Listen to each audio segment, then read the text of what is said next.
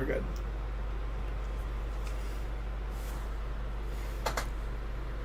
We are live. Hello and welcome to Nerdy. For nerds, by nerds, I'm Nerd Steve. Today I'm hanging out with all these fine nerds, which of course you can find links to them down in the description to check them out and follow them across the interwebs. With that, we're going to jump into our 5th edition Dungeons and Dragons live play of The Sky Remembers. If I can find where I left off.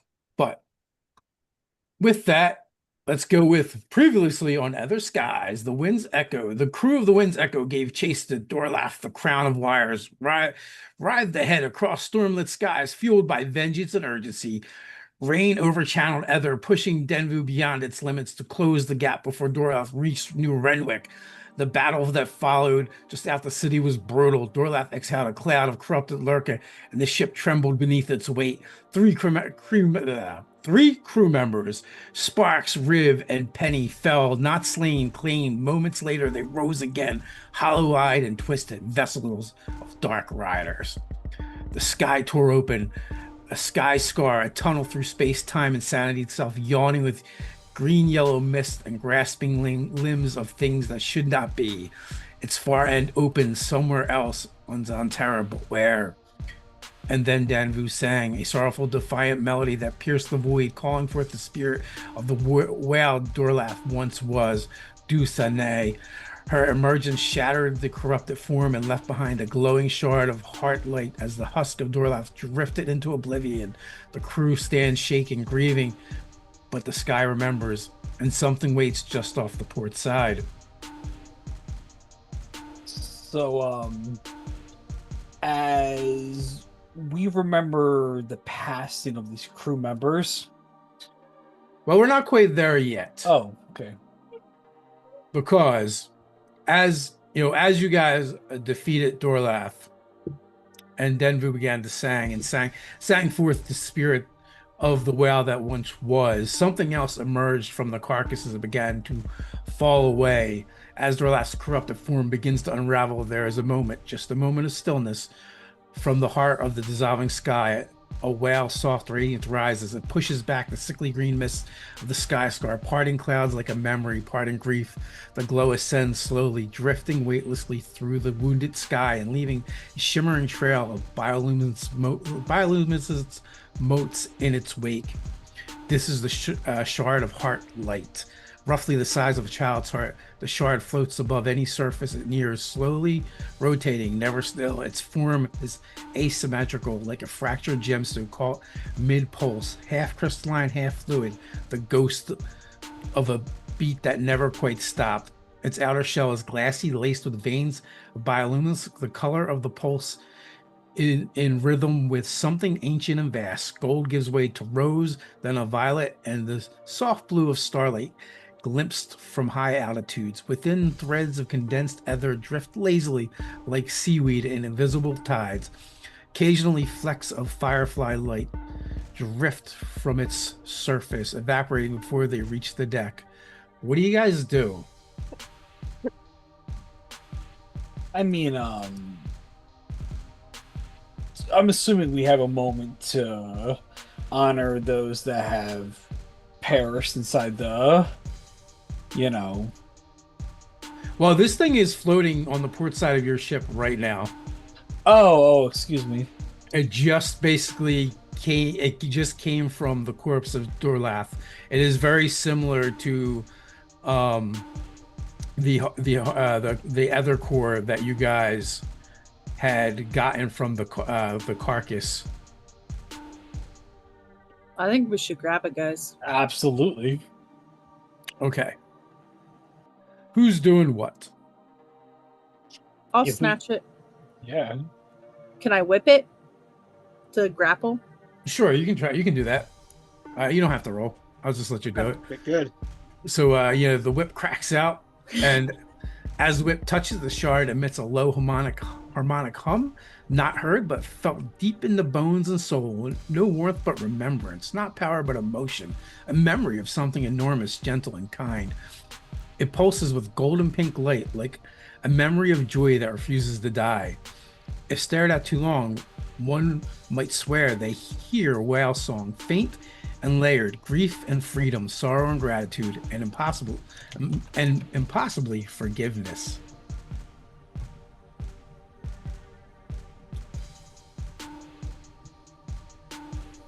Now, Razgal, what is it you would like to do? Again, correct me if I'm incorrect. Is there a moment to honor the dead, or at any point, or So, there is whatever moments you wish to take. That portal that had opened up has vanished. It's gone. You guys kind of steered clear of it, moved away from it. You captured this fragment that was from the corrupted sky whale. Although the piece that you have does not seem to have any of the ickiness that you've experienced before. And the crew actually begins to kind of take action, because this isn't the first time that they've lost crewmates out of port, and there are traditions that are typically observed.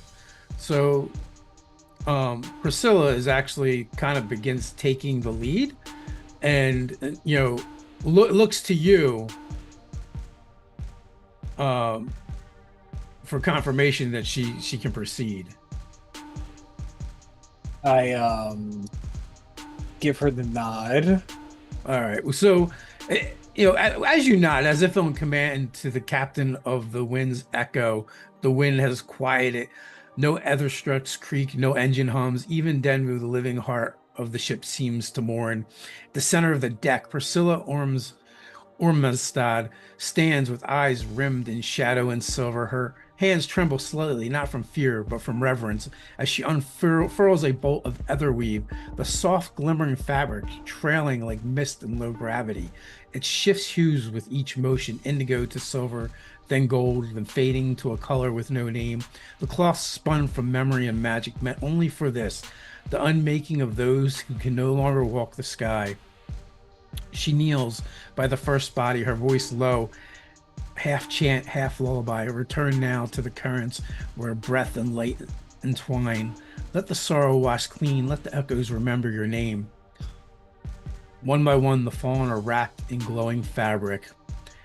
Etherweave clings to them gently, drawn tight not by hands, but by the will of the sky. It breathes once before stilling forever.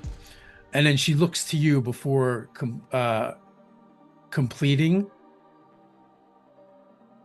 I say, rest now, brave souls. Oh, sorry. Well, sorry. I there's one part, and then we get to you. My apologies. No problem, Captain. Yeah. Around the deck, the crew forms a silent ring, faces drawn, eyes red. None speak until they must. When each is shrouded, Priscilla nods.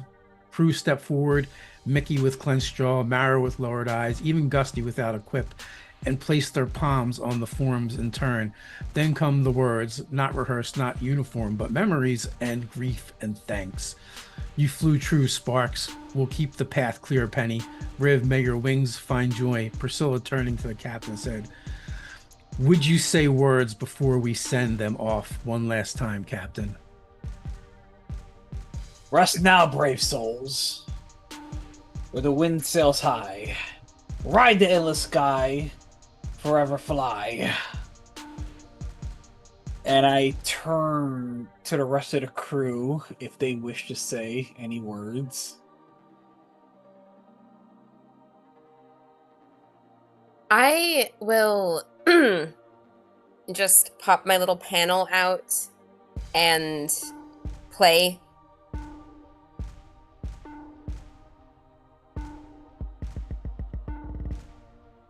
It's a requiem. It's inspired by the whale song. It feels so appropriate, like... Sarah, who was so used to, like, being the front of everything that's going on, trying to be involved in every conversation. So much so, like, he made his armor to make himself bigger than everybody else. is like hiding near the back, his head kind of down, not only in mourning, but like even though he knows that Sparks was gone, he pushed her off the ship. You know, knowing that even if there was a chance of coming back, there's no coming back from that. He's not right. He's not doing well.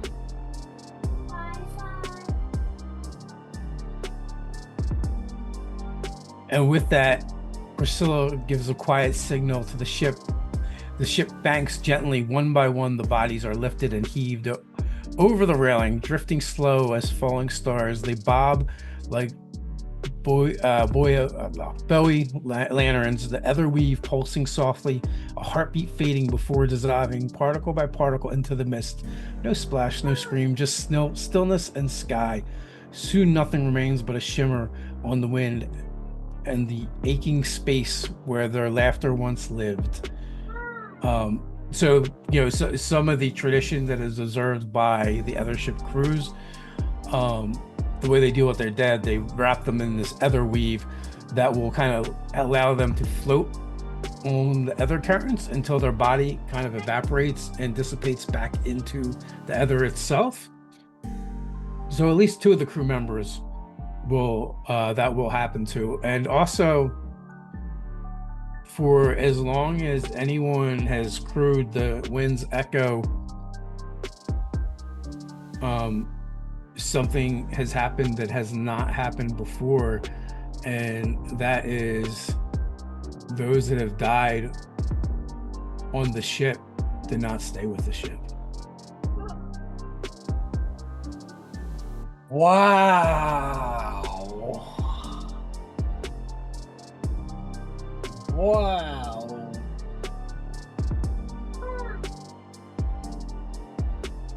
Okay. Which I suppose those that are necromancers or supernaturally inclined can kind of speculate at what that means. Yeah. All Rain is going to say as he approaches the captain, he lays a hand gently but firmly on your shoulder, makes eye contact with these black sclerid, unnaturally intensely green eyes, and he says, "The sky remembers, but so do we. We do not forget," and he turns to address everybody, "we do not forget that these people did not choose to sacrifice their lives. They were stolen from us. They were stolen from us by this cult. And if we do not avenge them, we disrespect what happened here." Their lives will be avenged. But remember that we also fight for those that still live as well. Those who wish to see port one day.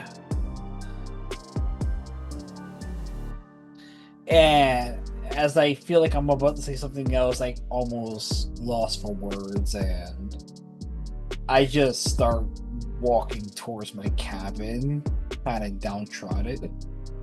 And if Hank has anything in their hand, which is not out of character for them, I take it out, take a swig of it, and go back to my cabin, trying to be unbothered.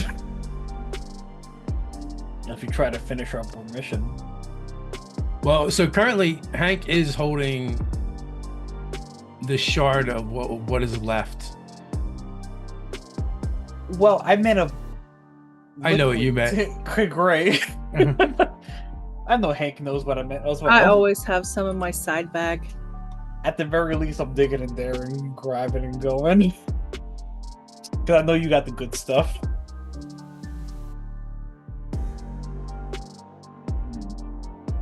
But what is Hank holding again? For the audience, Dave? So the shard of heartlight that floated up from the corpse, the corpse that was falling away from the ship of Dorlath. Mara, see to that. At the moment, I don't have the spirit. Where did you guys mount the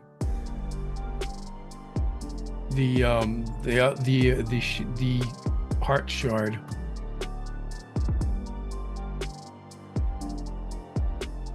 Correct me if I'm incorrect. Is that the thing that Dr. Elias attuned to? Yes.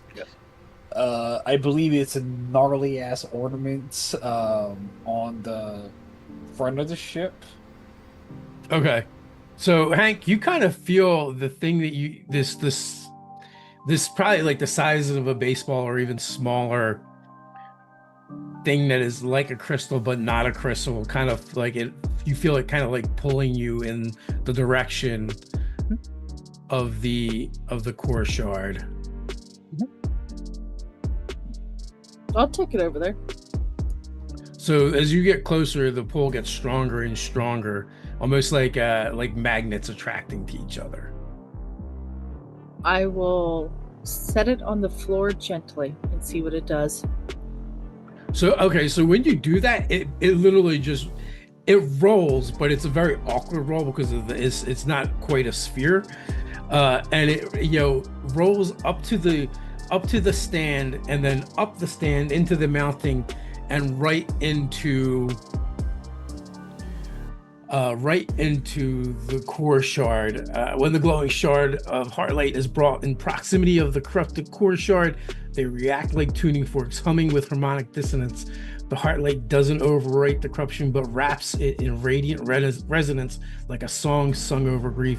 In a flash of multicolored ether glow, the shard fuses, embedding into the crevice along the corrupted surface. One side pulses with golden pink warmth, the other sickly iridescence. The artifact now thrums with a dual nature, a wound and a vow. And Elias, you can feel the change that's beginning to take place because you were attuned to it.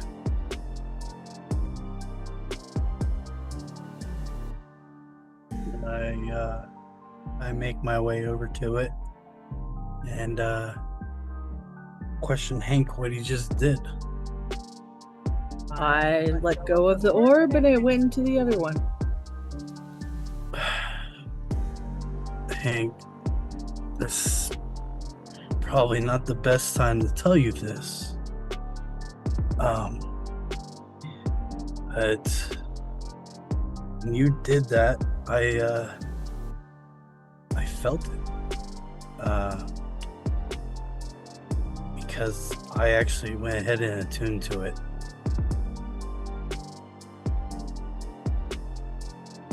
When were you going to tell me? I didn't want to bore you, Hank. I know you're always so protective of me. I felt it was the right thing to do. I felt if it went bad, then at least I would be at that moment, the least likely person to be, a risk to the ship. So I did it, and nothing went bad. No, but you could have told me first. You would have stopped me, and I knew I had to do it. I felt it. I needed to do it. Hank's gonna take a drink and walk away. Always.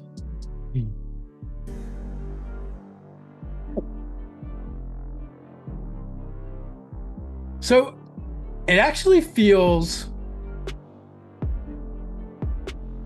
like it's been healed a little bit.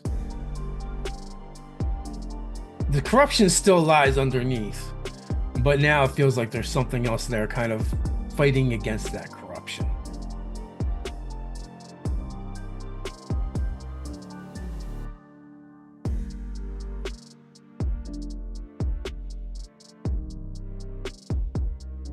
Um, question is, I don't know how much time has passed at this moment, but is there enough time to, I guess, to kind of like try to call out spirits of the ship? You can right now. You guys don't have anything pressing that you guys were doing. Like you've kind of been nonstop since you left the carcass rack. Rushing back to Haven, and then fighting off the corrupted Lurka that were infecting Haven, and then after that was done, you kind of like beelined to cut off the same thing from happening to New Renwick. Yeah. And that's where we are right now. Yeah. So what you guys want to do is completely up to you. So the corrupted Lurka, is that what took over the party members or the crew members? Yeah, so Lurka are basically like sky krell that the sky whales tend to eat. And over Haven, Dorla, basically her stomach just opened up and just dumped it all over the place, and then flew off. You guys chased her down, and then when you caught her, she spun on you and breathed them all over the ship. And that is what happened to the crew. A matter of fact, it would have happened to several more of the crew members if not for the actions of Rain with his surgical strikes of magic missile. So did any of the bodies of these things drop to the deck when they were killed? Yes, there would have been some, yes. All right, I want to examine these things. Okay. So, like, I don't even think I would say anything to anyone. Taro is pretty messed up in the head right now. So question, would you have tried to grab one that seemed to still be alive or a dead one? Both. Okay. Give me a sleight of hand. Yeah, this is not something that I'm good at. So that's gonna be an 8. All right. So you grab the one that's dead easy. The other one that you go to grab that is still living,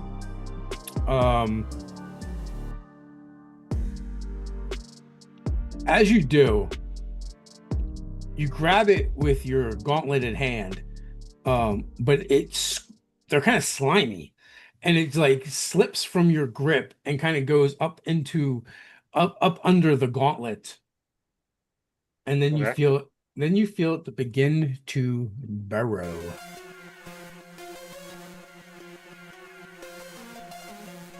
that's the opposite of okay. Yeah, that's definitely not good.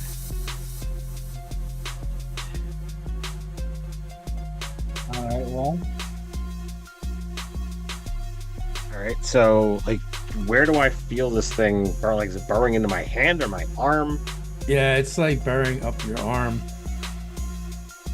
So I'll quick try to like pull off the gauntlet and see if I can grab this thing before it disappears in my flesh.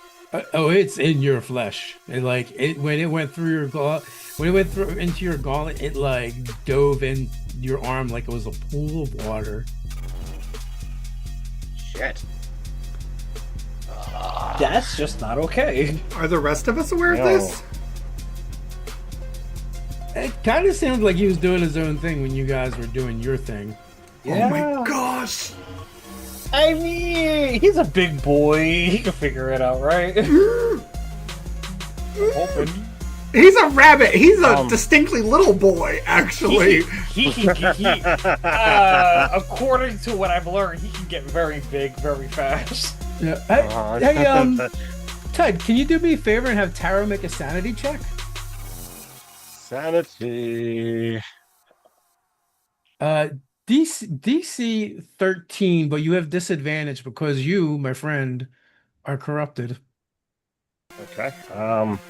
Well then, I'm gonna roll again, using my coin. Nope. That's gonna be a 4. Okay. It kind of feels good, but it also kind of hurts.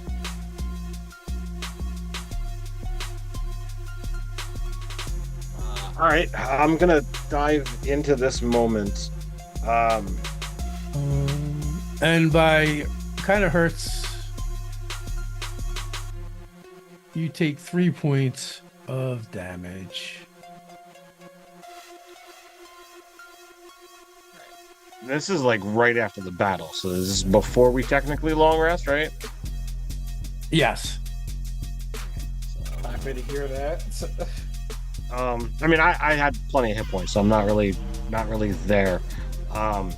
But diving into this sensation, like, what kind of corollary on like it hurts but it feels good is like, is it like exhilarating good? Is it powerful good? Well, It's Terrell Masochist. Yeah, it would more be like a sadist. Yeah, masochist. Yeah, correct.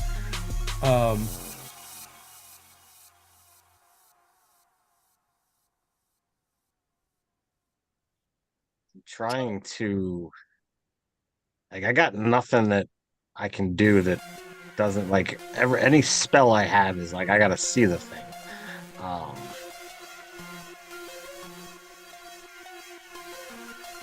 So what are you doing in the first instant? Like, this is the first, basically the.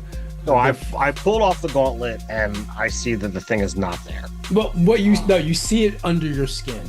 You can still see it under your skin right now. Okay. All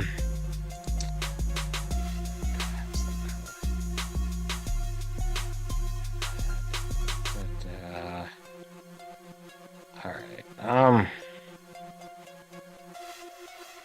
right. Well, if I can see it under my skin, then I'm gonna, grab a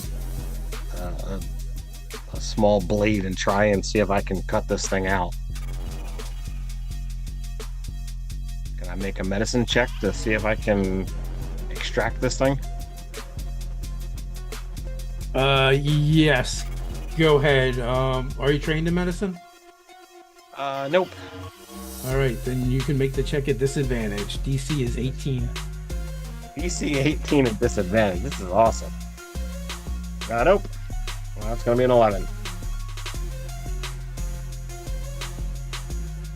Okay.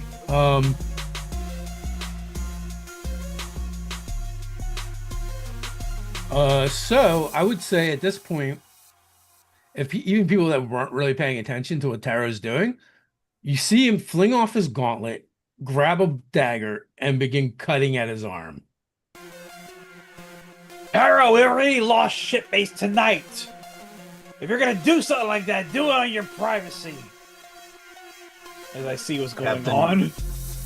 Captain, I think he might be in some kind of trouble. I don't think it's what you think's going on.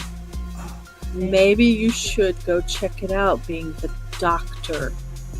Yeah, we both go I'm in running over. headstrong. Is it safe to say that I took a D4 damage from The dagger? Yeah. So yeah, I'm assuming at this point, Dr. Elias and I are going in hard if no one else is in as well. So what do you do, Tara? They're kind of like coming over to you now. I'm fixated on this thing, like crawling into my arm. Is it like going up my arm and now like, in my bicep? You can feel it heading towards your elbow. Towards my elbow. Like I can't see it. And heading up. So it feels like it's trying to move towards your center mass. Your arm being the pathway right now. Oh no. Sure. Since Elias and the captain have taken notice, what are you guys doing? Doctor. I mean, Razga has just called out. Like, what are you doing? I'm rushing to Taro. I ready a battle axe in case I need to amputee something, but I look to the good doctor first, which is way more smarter than I. Give me. Hang on, Captain. Just hold on with the axe. I'm just saying, it's always an option. All right, I'll ready give the action me a if I need perception to. check. Elias, give me a perception check and a medicine check.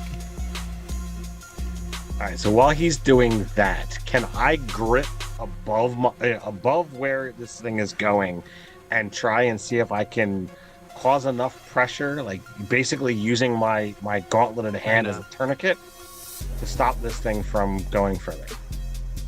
You can certainly try. I'm gonna right. re-roll use my inspiration on my medicine. You don't need to. That's actually enough. So Oh, okay. you notice the wound, and you can just barely see something moving beneath the skin, and heading towards the elbow. In your expert medical opinion, you think it is probably heading towards major organs. If you had to guess, something like this, maybe the brain, maybe the heart. If I had a reaction, I would tell Taro with the hilt of my axe, not the blade part, the non-business end. Now- Bite down, it'll help. Now, with your knowledge of everything that's happened so far, you're pretty sure if it reaches either of those places, he's going to become what the others became. Yeah. Captain, we gotta get this thing out of him, or it's gonna be bad. We may not be done today. You've got one round to react and figure Dr. something. Hank, get over here immediately! Captain, take the arm. Oh shit! I mean, Can I he's try a not thing? wrong, Cap. It's moving fast. I swing. You get to try, Bobby. You can, but you would get to try one thing. I would use my the last possible reaction to amputate with the axe. But good lord, I yelled out as I guess interact with the world. I guess whatever. To yell out to Hank, "Get your ass over here!" And Hank's not that kind of doctor. Yeah, I'm Captain. hopping over there on the crickets. I'm trying to purposely step on them as I come over. Oh gosh. Okay, I want to remove curse.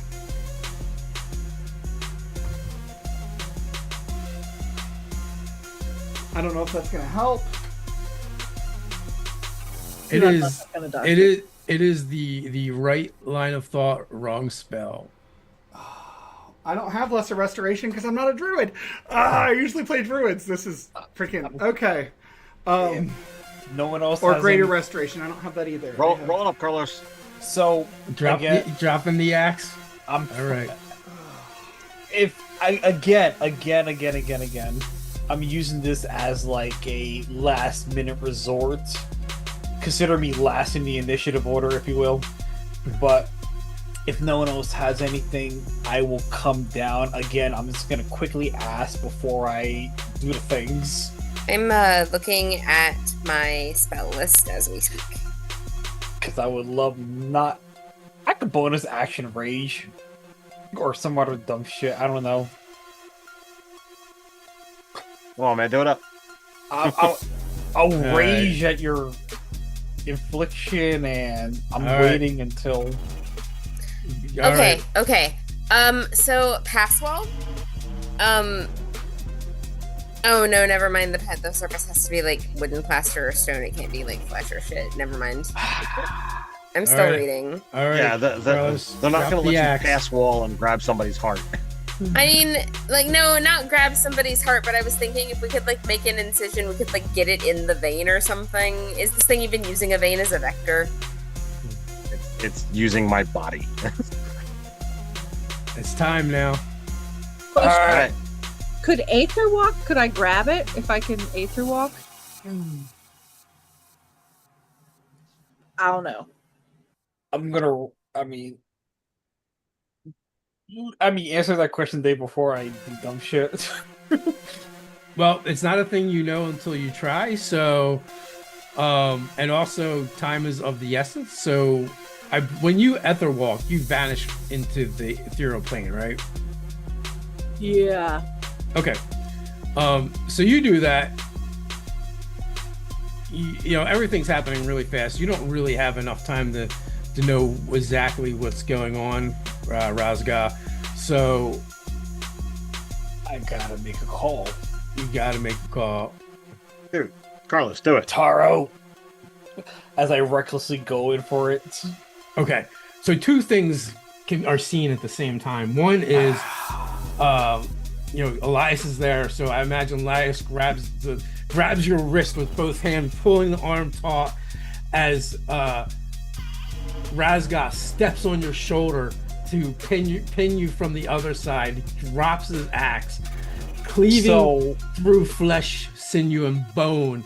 As you do, blood sprays out. Tara, you're using your other arm as a tourniquet, which is a good thing because blood is spraying everywhere. But as the arm gets severed from the end of where the elbow is, this dark, corrupted lurker shoots forth from it like shooting out of a blood cannon.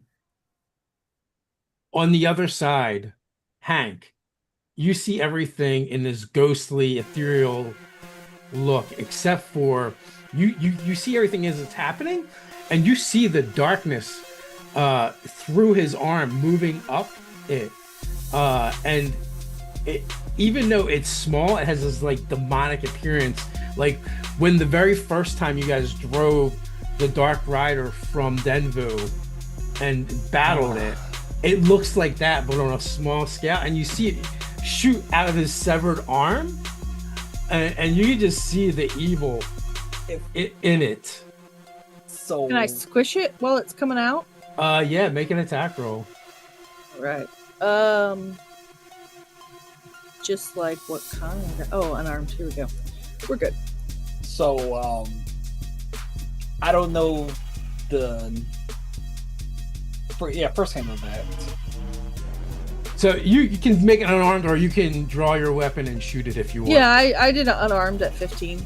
Okay, yeah. So you grab it and you crush it as it screams, and you see its little demonic-looking face with too many eyes and a mouth that's too wide, and it's got teeth and like a shark, just rows of them, and it's like trying to bite at you and still clawing towards Taro, trying to get back in, and you guys just see the thing explode. Okay, excellent, because what I was about to say was I was raging and recklessing, so Yeah. I'm under the within that freaking 20 on that roll, mind you. Like, Nice. I imagine at this point, one, the Ethereal Guardians of the ship. I'm pretty sure Hank is in full visibility since they're on the Ethereal plane. You know, Yeah. watching the Ethereal Taro, Guardians. give me Because you give me either a wisdom or con save, your choice. DC 15. Yeah, I'll choose con.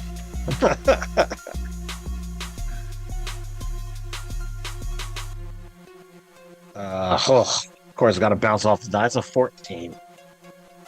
Taro passes out. told him to bite down. Who's gonna help? Whether it's just from loss of blood or just seeing your arm get severed and experiencing the horror that you just witnessed. And you know what? Everyone just give me a sanity check, DC 13. Sure.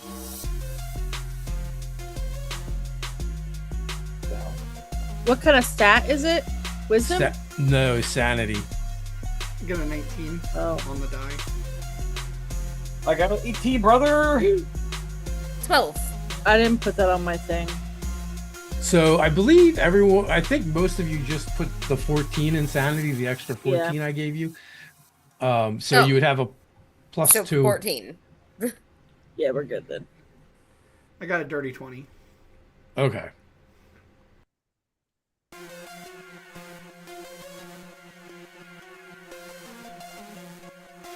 So I think the only person. I assume I'm not rolling since I'm already passed out. Yeah, you're already passed out. You failed. Well, I failed the last one, so. I'm joking. Yeah. All right. So there's only one foul. Dr. Elias takes 5 points of sanity damage, which is very much like ability score damage. Your sanity score is your sanity hit points, if you would. And correct me if I'm wrong, that's pretty permanent. No, it can be healed.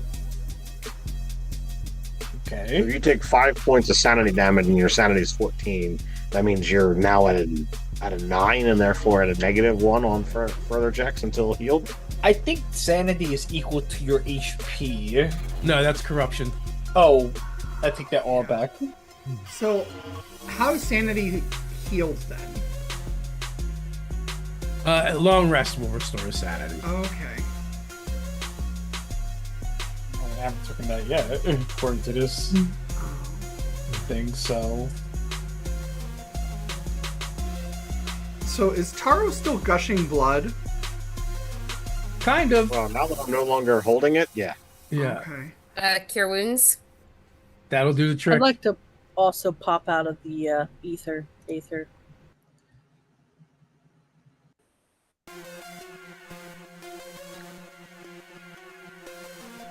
All right. So, did I take damage from Captain's swing? How much damage did you do, Carlos? God damn, you're gonna make him roll it up. Got it, baby. Alright, well... I was raging, so... I mean, wait, I'm sorry. I rolled something else. It was... 12 plus 2 is 14. Did you say you critted it? No. I gotta roll more dice, Dave. Ted, I'm sorry. No, dude. It's cool. Ted is also raging, or rather, Ted isn't. Taro is raging right now.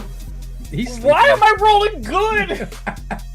They're like your best damage rolls all game. I don't even think I'm bloody, so. Okay, Yeah, you I'm got just plenty. going to like quietly unclick that level 1 cure wounds and like retroact because I didn't know that the damage was this bad and my character would have been able to see it. So Yeah. Well, you know, he did lose a limb.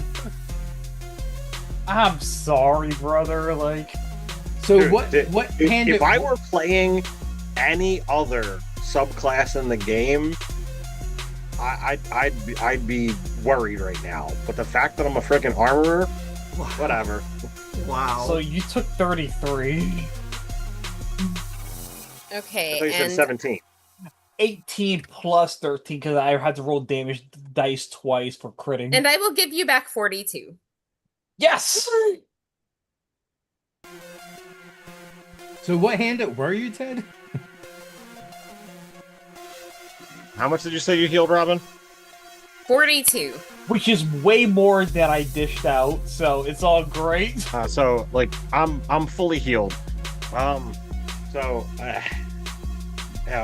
Sure. We'll say I'm right-handed. So was it my right hand that got severed or my left hand that got severed? I would imagine you would reach for something with your right. All right. So I lost my right arm. Well, At the elbow? At the elbow. Scientists normally do things with their left hand. Whatever. But I'm completely cool. It's all part of the story. I just have some tinkering to do with my armor now. That's all. Oof. Take inspiration, Ted, for being a good sport. yeah. Oof. I would like to begin hopping my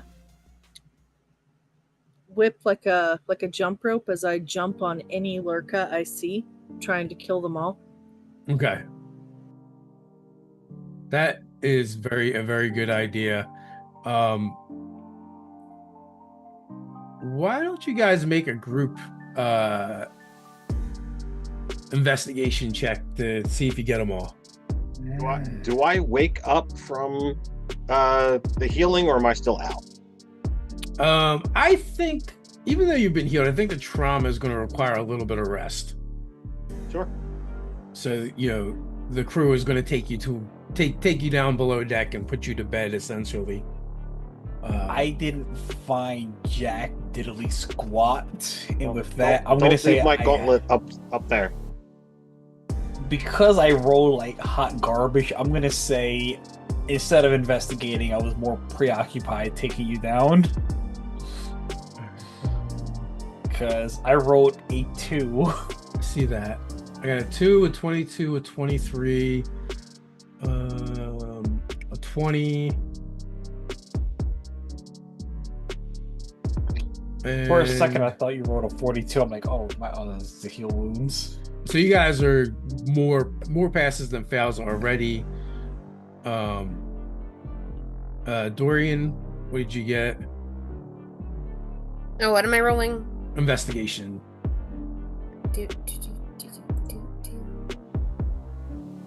22. Oh yeah, perfect. You guys do a great job of finding any of the living lurkers that are left and just getting rid of them.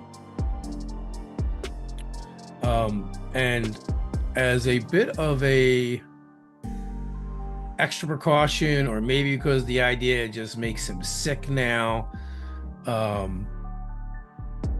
Mickey the cook takes all the remainder of the lurker you guys had scooped up on your way here, that wasn't eaten, and dumps it over the side.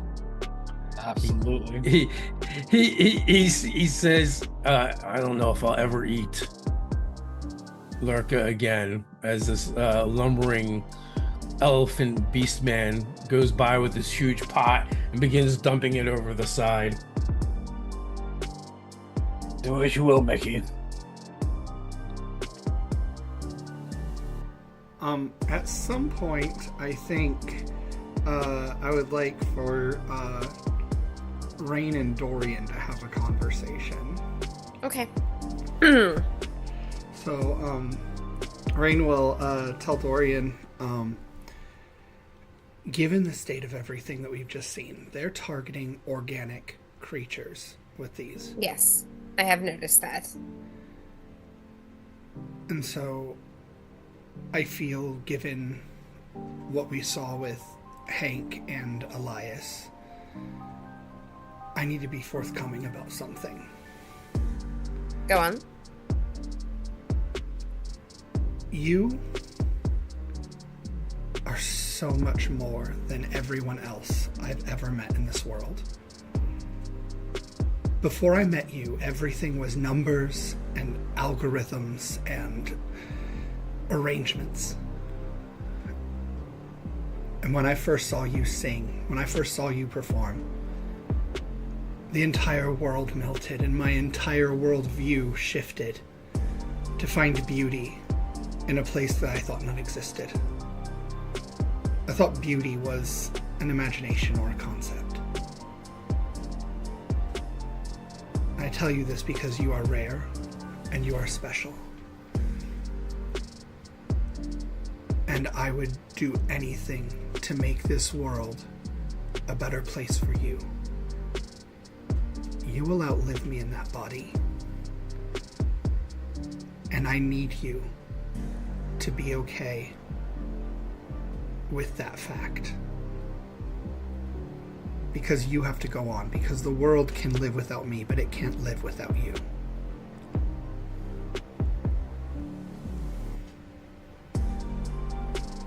If you had not intervened, it would have eventually.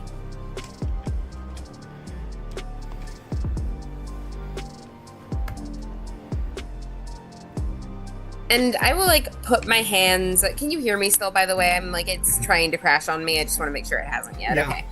All right. So he puts his partially metal, partially wooden hands on either side of your face, and he says, There is a natural terminus point to all things. At some point, there must be an end. I can promise to go on without you at a time if I must, but I cannot promise eternity. And you do not want me to.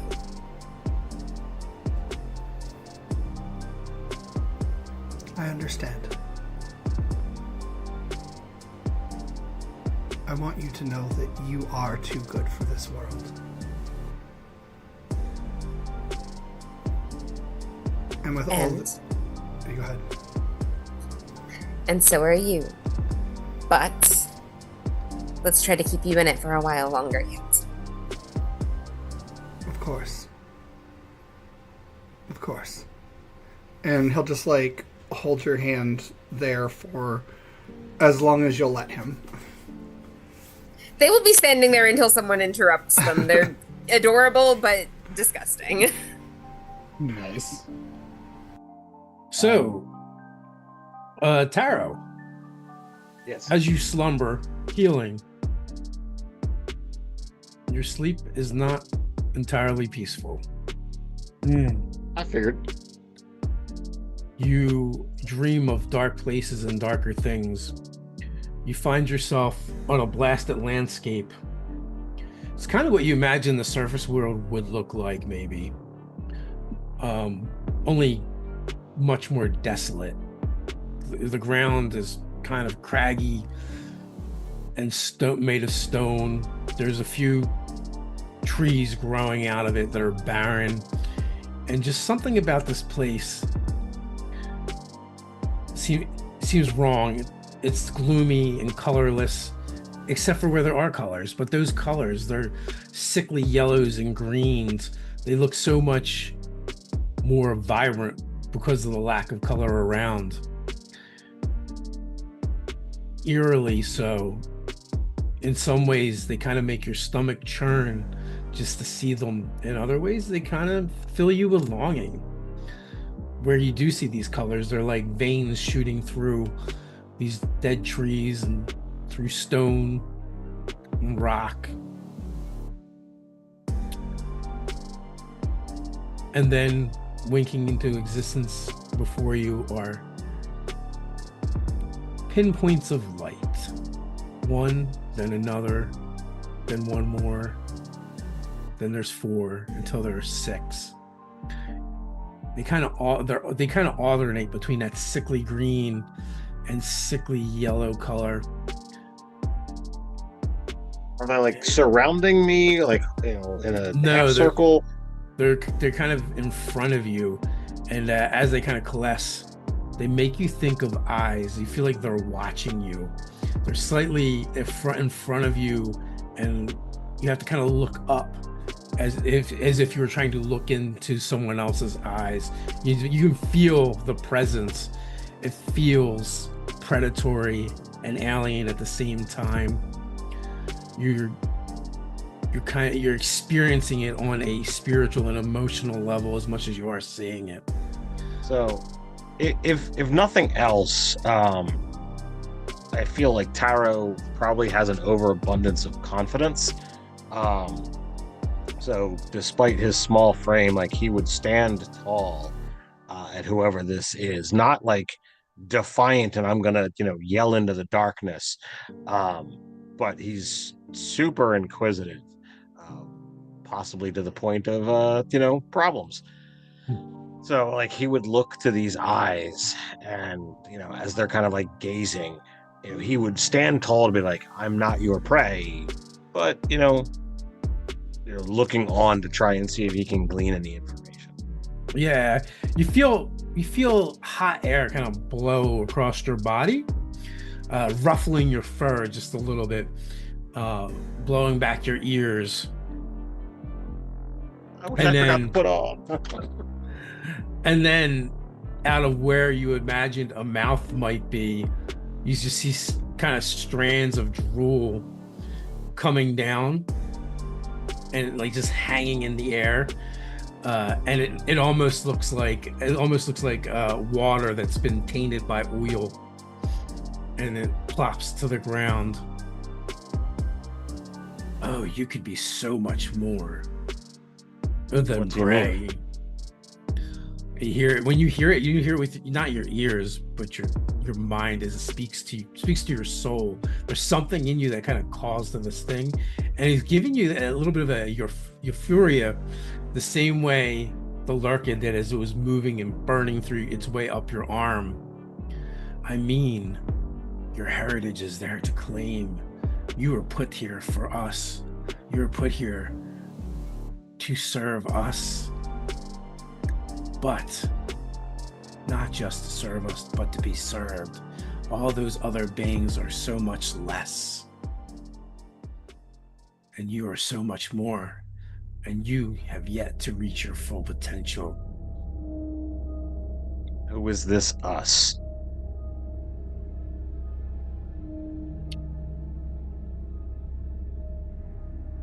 For now, let it just be a concept to unveil what we truly are would shatter your mind. You're not ready for that yet. My mind is fairly formidable. It begins to laugh, a low kind of chuckle. That is fine then. Let me just give you a little taste. Make a wisdom saving throw. DC 25. Well, let's see here. Can I crit? No, I cannot. It's not that it hurts, but you feel a pressure, not on your body, but your soul and your spirit that drives you to your knees and then to your hands and knees. And it's the weight of it is just pushing you down to the ground. And with that, it gets real close to you. Even though you can only really see the drool in the eyes at this point, you can feel its hot breath. The stench of decay fills your nostrils. That is the merest of touches. You're not ready yet, little one, but someday you could be. Someday when you grow to what you fully could be. And then with that, your eyes snap open as you awaken in the bed, in your cot. And the first thing you notice is you're actually pressed into the cot. Like if you get up, there's a depression shaped like your body. Oh shit.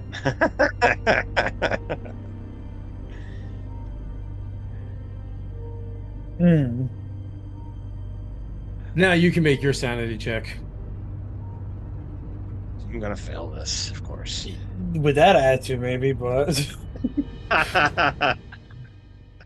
You know what? I'm gonna use that inspiration that you gave me for being all kinds of cool and stuff, and I'm Yeah. probably still gonna fail because my dice are not rolling well tonight.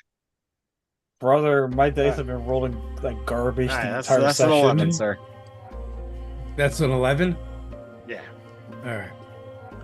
You take a point of sanity damage. But you also gain 5 points of corruption. Oh shit. And the next feat. All right. I'll have to... Is that the next the tattoo feat Yes. or mark feat? Yes.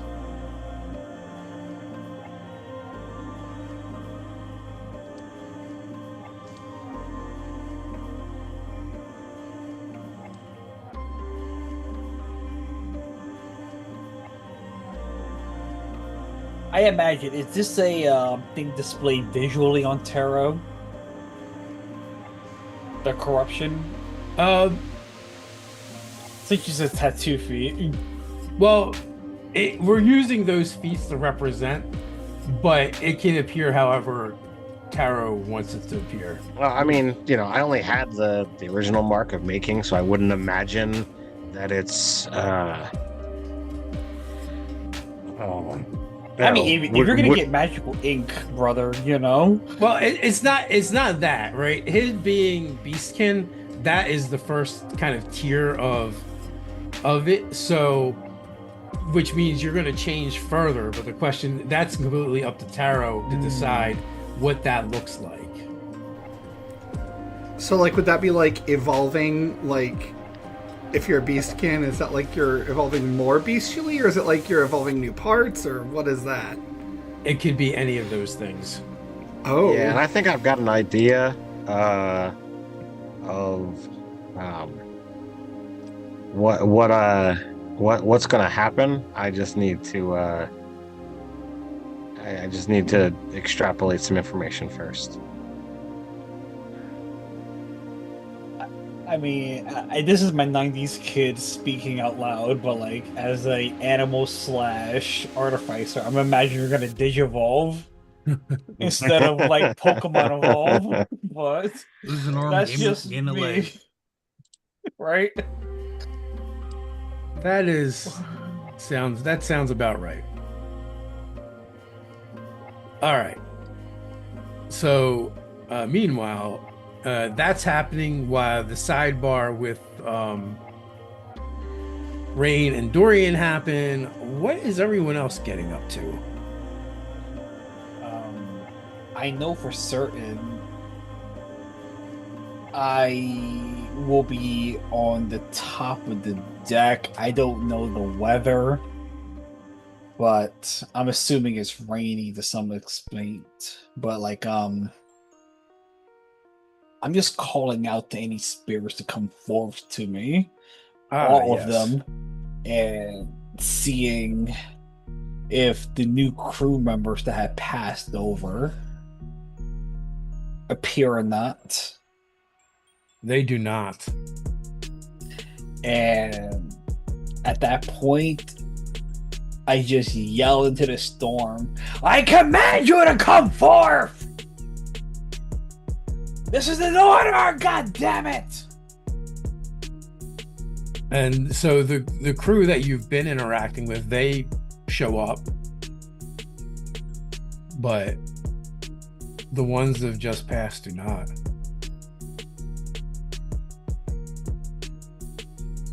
Eventually, I definitely do go back into the lower decks as I try to interact with Hank, inquiring, how do the spirits pertain to this mortal world?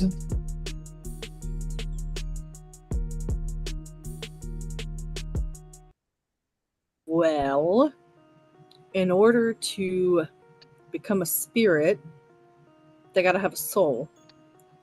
And the unfortunate thing about the lurkers is it looks like it eats your soul too.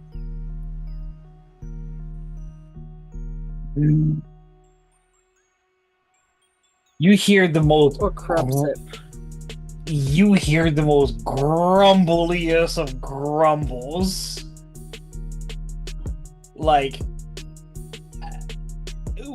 what would a dragon sound like if he just growled in front of you? Insert that soundbite there, but like literally, I'm just like, as you hear this growl, kind of echoes in your cabin a little bit. Should I have lied?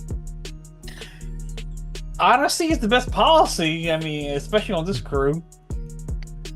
And granted, you would know. And granted, like, you would know at least if you were to inquire, or at least if you could tell. Are you trained in insight, Hank? Well, no, I would have just asked. But Oh, are you yeah. trained in insight? Oh, yeah. Then, without even rolling a check for it, you can tell. I'm not angry at your answer. I'm angry at the reality of it. You know? As, like, despite my anger, I'm not angry at you. I'm not angry at what you said, Hank. I'm just angry at a little. It's a little bit of fuel to give me a little bit of rage. I mean, we could just kill them all, right?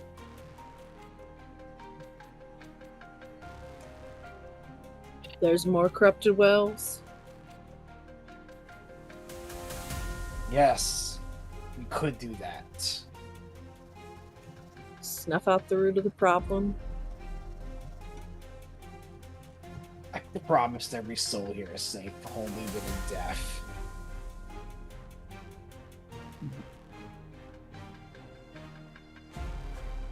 It's uncertain if I can even do that. But damn it! As I slam my fist on any sort of furniture around, I'll do my best. Hank's gonna go pour you a drink. I don't even ask the alcohol content of it. I just take a quick chug of it, and I'm assuming it's strong. It would be from one of your top shelves. I cough hard. A little bit of force energy comes out, nothing to blow anything over. But Hank's gonna sip from the bottle as he puts it back up.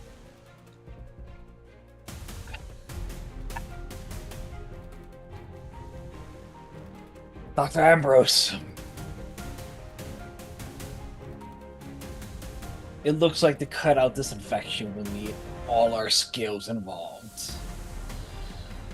Please, when the time comes, be ready for operation. I'm always ready. Good. As I stumble over back into the direction, as you clearly know is my own cabin.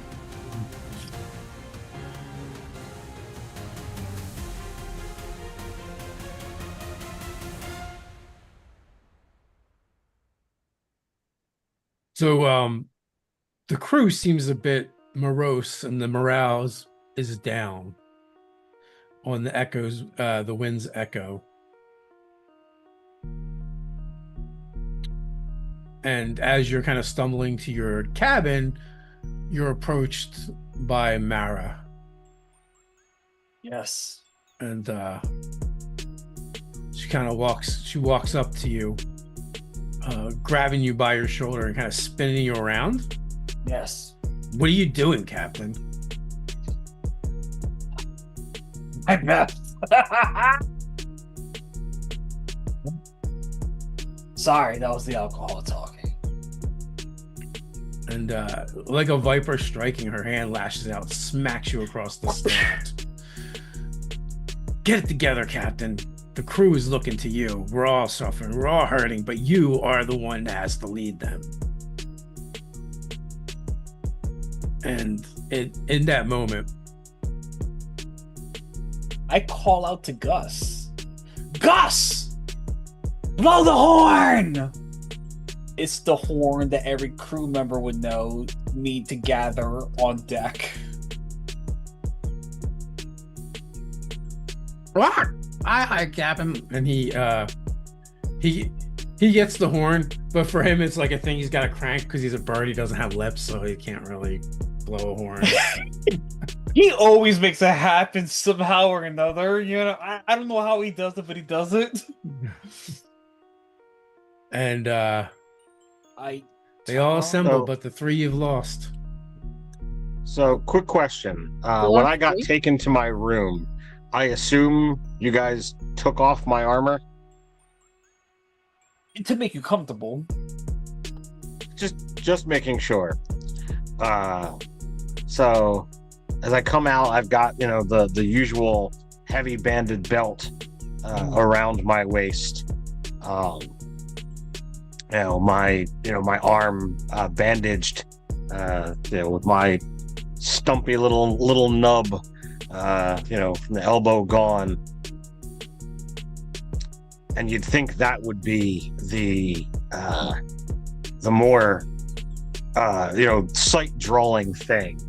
But as I, stand and take whatever my position is, you can see that now coming out, near my ears, there is a set of deer antlers, Oof. almost like jackalope style. As everyone assembles, I look out to the crew and say, there is no such thing as a safe voyage, but as long as we lay down our lives for each other, we can do what we can to make this voyage a passable thing for each other's souls. I turn to Dorian and I give a signal for laying down the ship song. I will gladly play it. As I start chanting the lyrics to the ship song. I wish I had it written down, but I'm not that limerically endowed. But as I sing, I'm assuming at some point Dorian is in their more musical tones take over, as I would hope the ship would sing to the brave souls that have passed.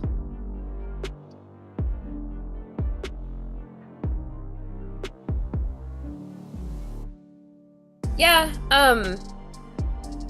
Dorian is quite trained to do so, and will gladly start by offering you accompaniment, because I can kind of see that transition really nicely in my head. At that point, I could imagine Mops, I don't know, as he magically ups and appears, is pouring liquor into cups that he just manifests, because we all establish at this point he just pops in, pops out as he wishes, just to get everybody, ready for this wake, if you will.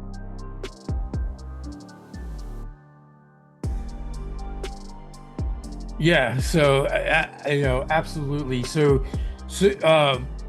impromptu wake, is that what you're going for? Sure. Okay. Give me a charisma check with advantage. Dorian, right? Not Captain? Well, Captain, you're leading it. Well, I have inspiration, so I will roll this with advantage. What? Okay, I didn't roll complete. Will 11 be enough to pass, or should I use that inspiration? 11 is still a little shy. I'm gonna use that inspiration. I feel like this matters. I could flash it. Yeah, that's what I was gonna kind of say. Yeah. Will flashing make it happen? Yes, because something about Dragonborn nipples really gets the crew going. Brother, we had those abs. And... Hey. It's not about the captain flashing, it's the artificer flashing. True. Oh, I don't right. have Dragonborn nipples. So, what is your bonus? 5. All right, 16. so 16, yes. It is a roaring success, and it will go into the wee hours with a drunken Gusty keeping watch from the crow's nest, which he kind of comes back and forth between the ground or the deck of the ship and back up. And he is definitely probably drinking too much for the amount of flying he's doing. Gus, are you okay tonight?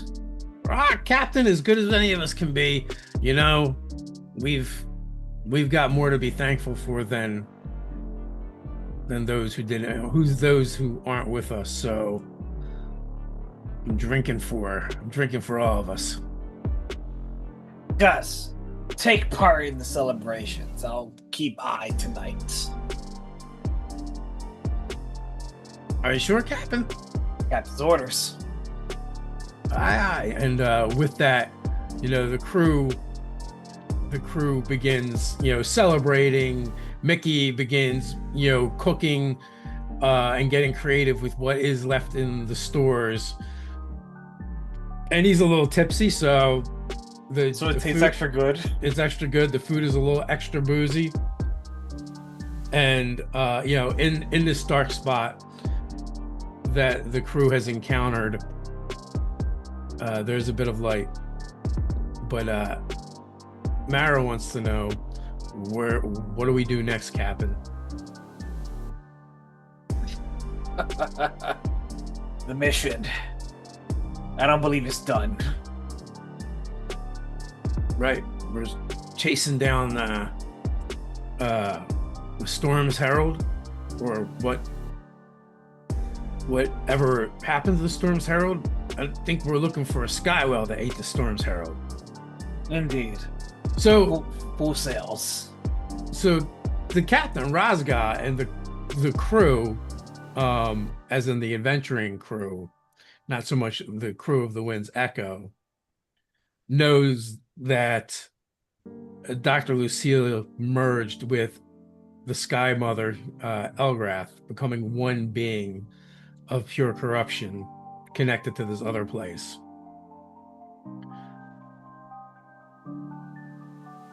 At any point, have you kind of let the crew know what they're in for, what they're after, what you guys are really chasing at this point?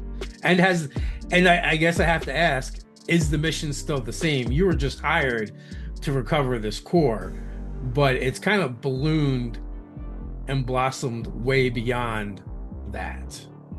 I would imagine after we sobered up from the morning of the crew passing, I will let them in on everything, if they don't already know. Well, it turns out Mops had leaked a lot of the stuff that's going on. Damn it, Mops! It was all in secrecy and privacy. You know the rules. Captain, I thought they had the right to know. They do have the right to know, and I was gonna let them know. We're with you no matter what, to the end of the line. Mops, I know, but there's a time and place. So, you kind of discuss this with the crew, and Mara looks up at you, looks you in the eye. So what's the play, Captain? What's the mission now? What are we doing? We could always run. No one's as fast as the Wind's Echo. If we run, the sky remembers. And I will not have the skies remember a weak ship. We pursue. So what is this thing we're pursuing now? It's a corrupt skywell. Hopefully the last we have to see. It is not something that should ever be encountered, as you might have already at Haven. As I turn to the crew to see if they have anything else to add. So you guys had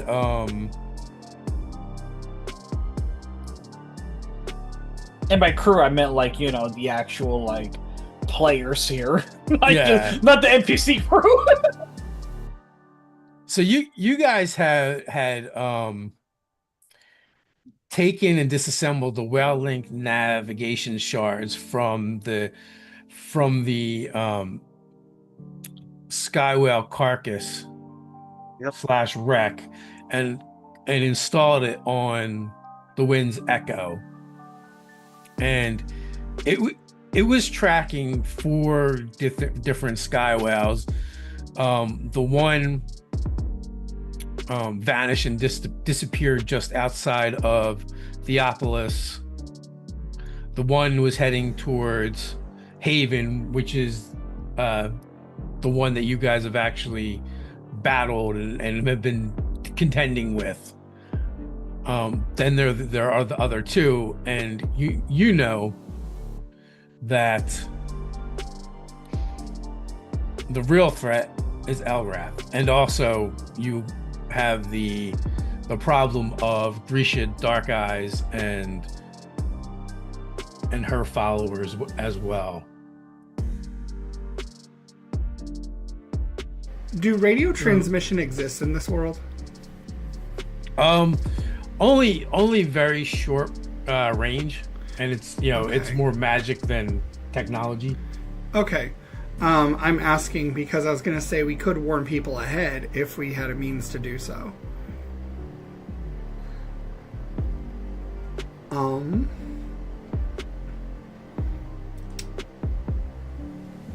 Could I spend my time... Well, I guess... Do we know what's going on with Dr. Lucilia or no? Like, do we know this is a thing that's happening? You know that the spirit of Dr. Lucilia merged with Elgrath, creating something new. And, Dr. Elgrath has been the one corrupting the Sky Whales and pulling the strings. Okay. Would I know much about her coming, or would Dorian know much about her, since both of us come from Fallcrest? Yeah, you guys had asked that before, and you actually, you knew way more about her mentor, because he was a famous Ethermancer. That's right. Okay.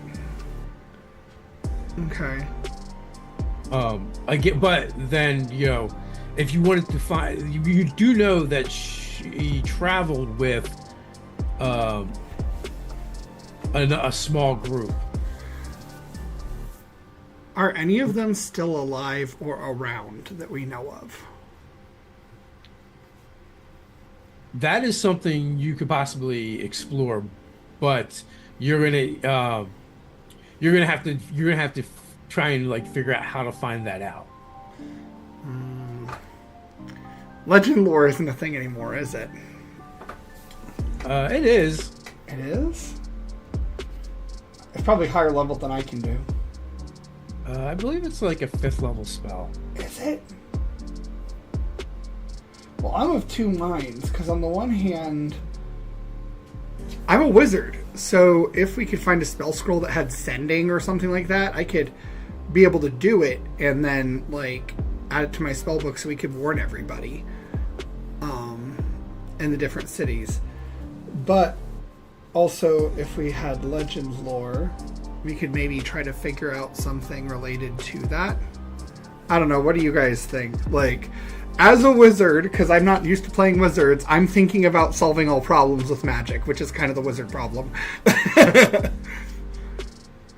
mean, when you have a hammer, every problem looks like a nail, right? Yeah. I'm down with anything. So I have a new ability. I don't know if it will help, but if I touch a location or item, I can recall sinister and tragic history.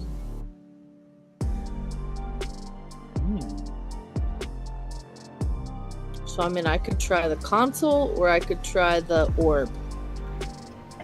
Don't touch Dorian.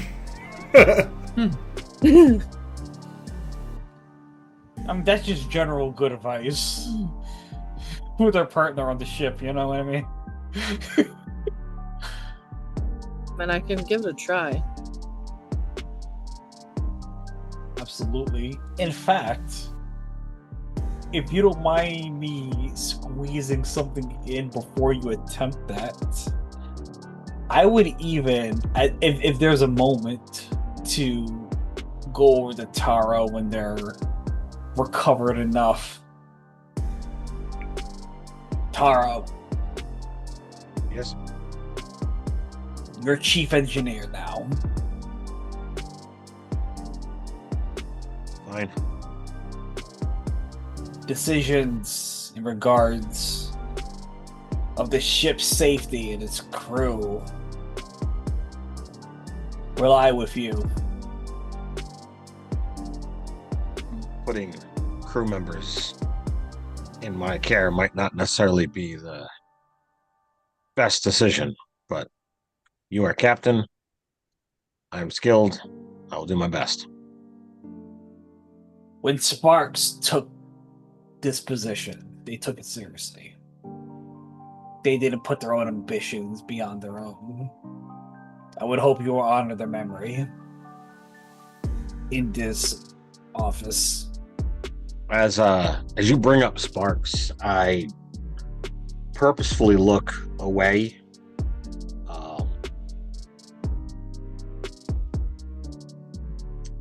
Clearly, Taro is not over what is transpired.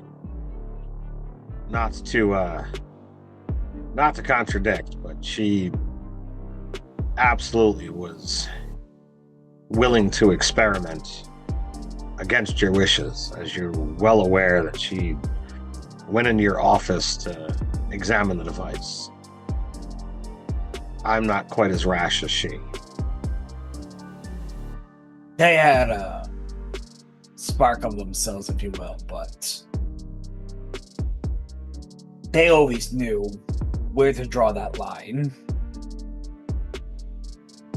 I put my hands on your shoulder where your arm was. I'm sure you know where to draw that line. Where danger is. And where to keep everyone safe. I like to think that I have a good head on my shoulders. Well, let's be great that, it was more than a head that I had to cut off. Not that I reveled that, but...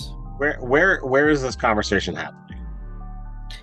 It would be in your quarters, assuming you have recovered, and yeah, if you I haven't recovered... I was out the following morning. It would be in your quarters privately. Alright. So I'll have you know, Captain, that I'm not as limited as you might think. And I click the button on my belt, and you watch as the armor, as you've seen many times, forms up around me.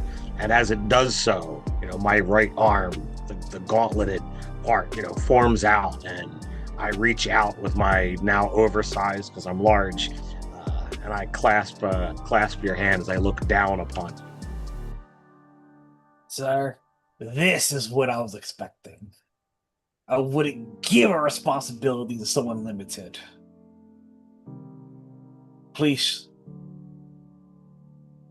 show my trust with respect, as I full-heartedly give you a good hand grasp and leave you as you were. And just to freak you out, just as you're about to let go, I push the button, shrink back down, and the gauntlet just melds away. Full of many I reach up with my left hand and scratch my head at the newly grown antlers. All questions about the ship will come through you first. As I walk back away. That is my way to delegate to the rest. That is my way to delegate to the rest of the crew. You want to do some goofy shit, go through him first. So, I don't know. Does anyone comment on the fact that he has antlers now and they weren't there before? Nope. Nobody said a damn thing. I assumed he was a jackalope rabbit, No, that's intentional too, because whatever happened to him, I presume that we're aware of beast folk, right? Yes. I'm sure that we've seen beast folk that evolve, at some point.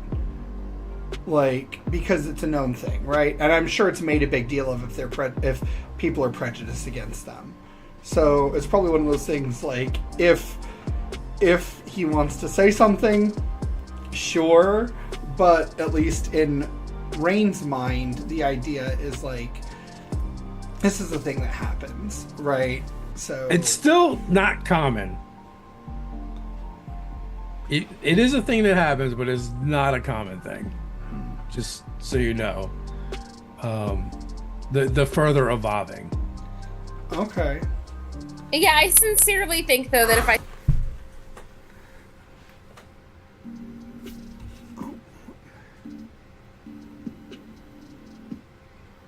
Right. Yeah, that may be true, but also, I don't know. The doctor made a very ableist comment when he promoted promoted Taro. Did you see me make a face? It's like, because I made a face. Like, Yeah. if I thought you were actually disabled, I would never offer this job to you. Well, I didn't say that primarily. I was like, if I didn't think we could benefit the crew. Did you know that July is Disability Pride Month? It is. Look, we heart everybody regardless. But I know Tara got it going on. Robin, what did you say? I'm sorry, my speakers had a stroke while you were speaking, so all of that important thing that you said just was lost. Oh, I think I was just razzing on Carlos. That and okay. you know, we're not going to point out the antlers. Yeah, like yeah, right. That was Yeah. it. Because like it just like it seems like if somebody just sprouts antlers, it would just be insensitive, you know, to like just go poking at him. Like let him come to us. It's What fine. are those? Yeah, What are right. those? I mean, it's like Well, the elephant in the room. But like, what if he doesn't know they're there? I mean, If I spread her antlers all of a sudden, I would want someone to tell me. I feel like I would feel them, don't you? I don't know. Yeah. I've never sprouted antlers before. They would. Those things weigh. Have you ever held antlers before? Yeah, he's got to know. He's got to know. Yeah. Well, if he doesn't know, the sky will remember. Well, I mean, I just said that like he reached up and scratched at the base of the antlers. He knows they're there. That's true. All right. Hank, you want to try and inspect the console? Yeah. Yeah. So do you let people know what you're doing, or you're just like, let me see? I'm just gonna say, let me see. Yeah. All right. So as your fingers graze the fractured crystal shards embedded in the whale's spine, a pulse flutters beneath your skin, not heat but presence. The shards breathes once like an eye opening in the dark. And then the memories aren't yours. You see diagrams not drawn but carved, whale anatomy overlaid with arcane telemetry, sky routes folded into spirals, and strings of codes sung in glyphs no one was meant to read. A voice, clinical, cold, calm, repeats, stabilizes, synapses array, increased total compliance, no deviation. Dr. Elgrath, the name echoes through the shard in overlapping harmonics, respectful, desperate, afraid. She wasn't just studying the sky whales, she was rewriting them. These weren't navigational aids, they were etheric leashes grown from bone, fused to nerve clusters designed to override instinct and impose her will.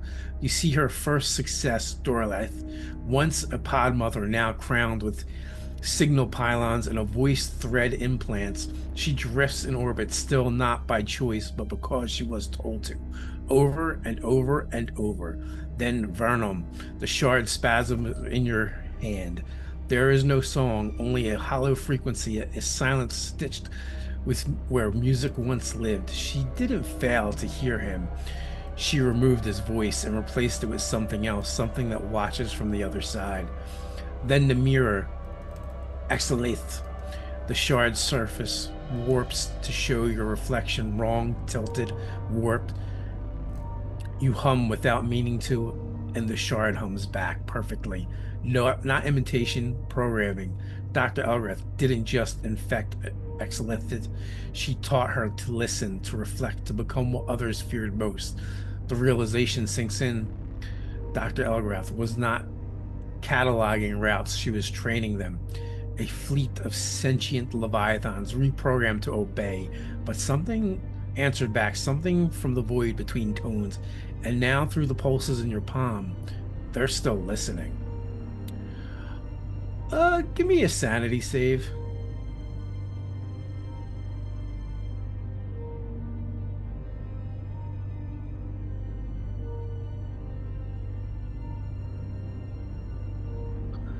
Okay,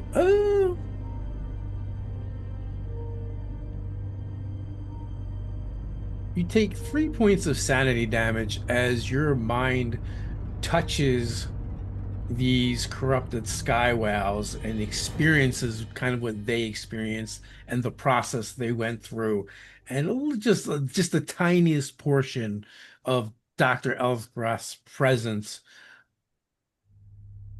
on this realm. You can feel the wrongness to it, the otherworldliness. Your compass,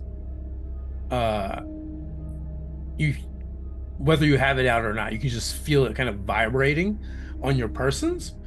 And when you take it out, it is just spinning crazily, and then settles on, pointing directly at the console that you were just doing the reading on.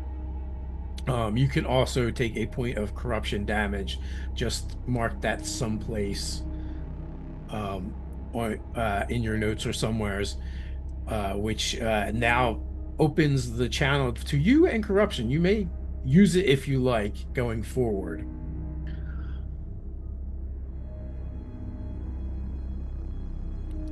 But you know at this point, Dr. Elgrath's plan is to corrupt as many of these whales as possible and use them as vessels in order to corrupt those that live in the cities.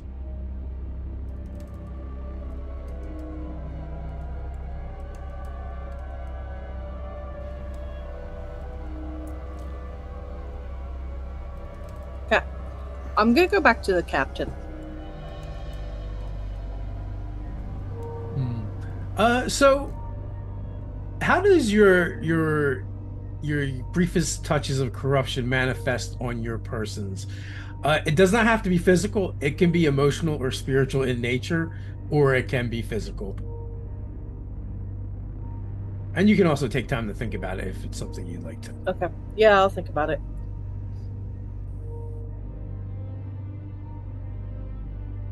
They're Ambrose.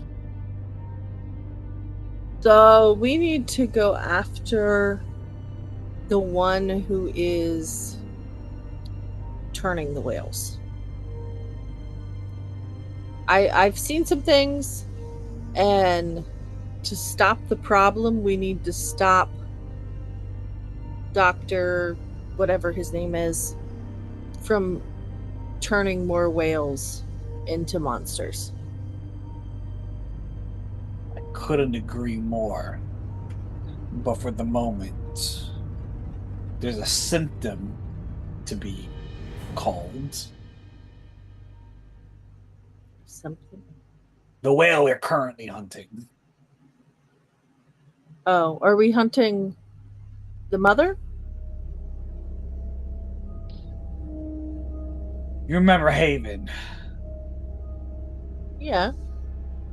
The souls Yeah, we we lost dispatched to that whale. Yeah, that's the one you guys ran down. Yeah. Oh, we okay, ran okay. down that one. Oh, Yeah.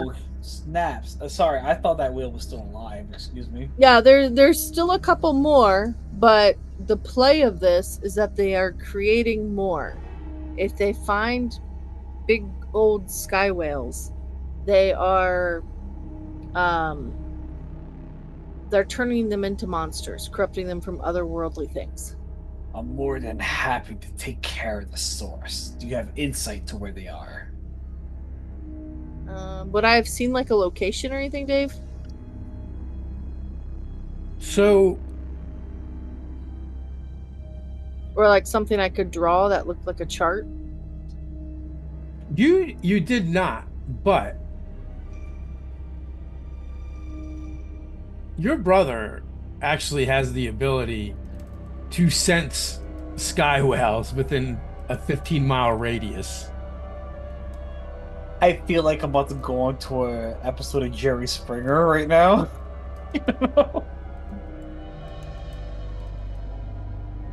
I mean, we might need to figure out how we. Because Uh, I wouldn't imagine. I would imagine he'd have to have a base of operations somewhere. Well, I couldn't help but to sense the tension, but I hope you don't mind. I invite the other Dr. Ambrose Dun, dun, dun. into this discussion. We should probably also speak with the wizard too. Or yeah, Rain. Because there are definitely geometric things at play here. Well, as my head is ringing with song and drink, I feel like this should be a meeting for the morning, assuming there's time. I suppose. A good doctor. Please have a relaxing night.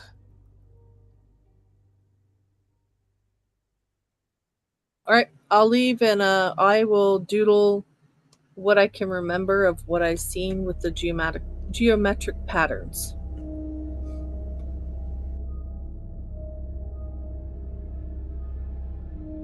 All right, so you want to get with Rain on that? Also, Taro would be very useful in that regards as well. Oh yeah, Yeah, I'll assuming, just take it to both of them. yeah, like assuming, we can do like a group discussion that morning. It'll be a whole get together. Mm-hmm. Do the patterns look familiar, or like could I kind of decipher how they're supposed to work? Like how a computer programmer can look at code just and kind of tell roughly what it's supposed to do or how it's supposed to work. Yeah, so give me Arcana check. Okay, this is something I'm very good at. So it's a good thing I'm very good at it. I got a 16. I rolled 4. Okay. You know what? I feel like I care about this because this is important. I'm going to use inspiration. Oh, 17 on the die plus 12, 29. So 29 is a very good roll. Okay, so what is that? What exactly is the information you're looking for? Well, because Hank sketched this from memory, I assume it's not perfect. What I want to gather is sort of like when Okay, so like what I'm evoking, I have a lot of friends who are computer programmers, and there are times I will describe what a problem is or like what's going on or something, and usually my programmer friends can be like, oh yeah, that's because I bet they did it this way or this is what's wrong. And they like have the logic of the knowledge of how it works intricately and intimately that they can usually kind of figure out just off the cuff what was happening or what was going on coding wise to cause something to happen. So I'm kind of trying to evoke that experience into a magical setting. Like, as someone who's expertised in magic, can I kind of parse that or figure that out?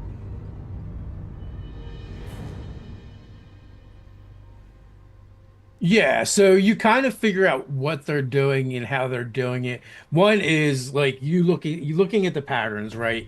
What there's a couple things happening. One, the Skywells are being merged with Ether tech.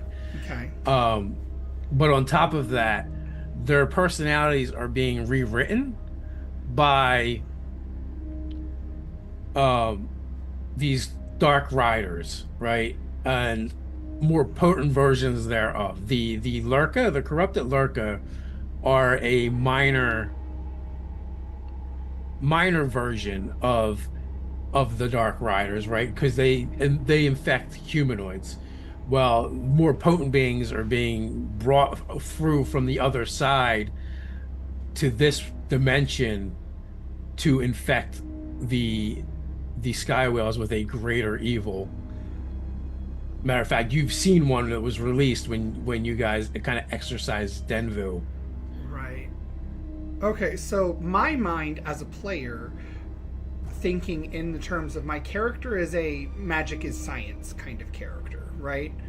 So would it be fair to assess that my character would perceive that there is enchantment, necromancy, and conjuration involved in what's going on here? Yes, there's conjuration, divination, and transmutation all happening. Okay, so not necromancy and not enchantment. That's interesting. So I'll convey that, like, he's muttering as he's sort of looking at this, and he's muttering all these things out loud as he's saying that, in case Taro has any input as well. Given, like, you're also a magic is science kind of character. Or if maybe Tate's character Elias would have anything, given he's, like, you know, a doctor and understands the way animals work. And these are functional animals.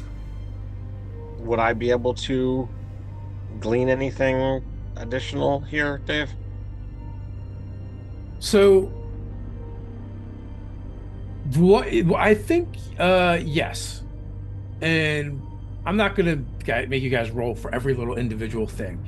What you would be able to kind of figure out is that the sky whales, the corrupted sky whales, are producing a unique Aether tech signature, and you might be able to find and track that based on the console that you guys kind of hijacked. It specifically was attuned to 4 different ones, but with a little work, you might be able to make it range out even further. And also, perhaps you could use it, or perhaps you could use it to boost the artifact that you guys have installed on the ship. Yeah, I was gonna say, like, do we know that Tate's character can sense them? And if so, would we be able to, you know, find a way to, like, magically boost his senses or the computer senses? Well, that is up to whether he told you guys or not. So that's between you guys. But yes, you could basically use it to, you know, push out those senses.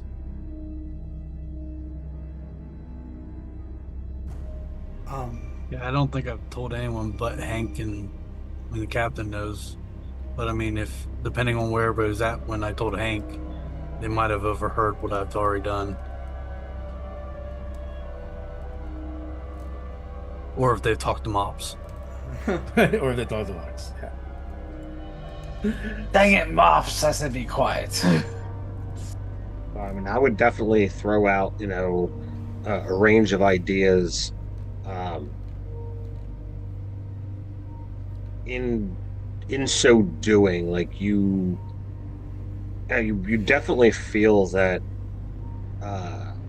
Taro is still not acting properly normal. You know, his answers are a little bit more succinct, calmer than you know, like the usual.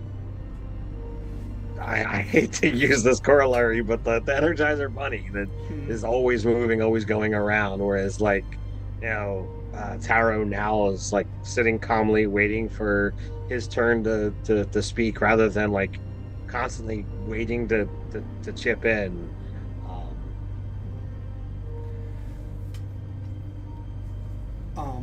He throws out ideas, you know, still being, you know, equal part of the team, and still, you know, putting out some different ways that, you know, we might be able to try this ability or that ability of the, you know, this new device that we got. Yeah, and looks to, you know, each of the others to see, you know, what they think of this idea or how they might be able to, like, build on top of it. So I think that's like an excellent place for us to leave off with you guys the next session, if that's what you guys want to try and work on. Between now and then, you can let me know if that's the plan or not. Mara is also looking to the captain for where the next coordinates are, where are you headed. You have options. You can investigate Theopolis. You can try and build a better tracker. You can report back to your sponsor to see if they have any information, or um, And we need a new morale officer. Yeah. I personally feel like that goes to the bard. Yeah. Who needs a better? I was going to volunteer, but I wasn't sure if it would be appropriate. In my option, I didn't know. I'm sorry. Like I knew our engineer was down. I didn't know. Yeah. Yep. According to my Penny and Sparks died. Was there another? I thought there was one more. yes. My list.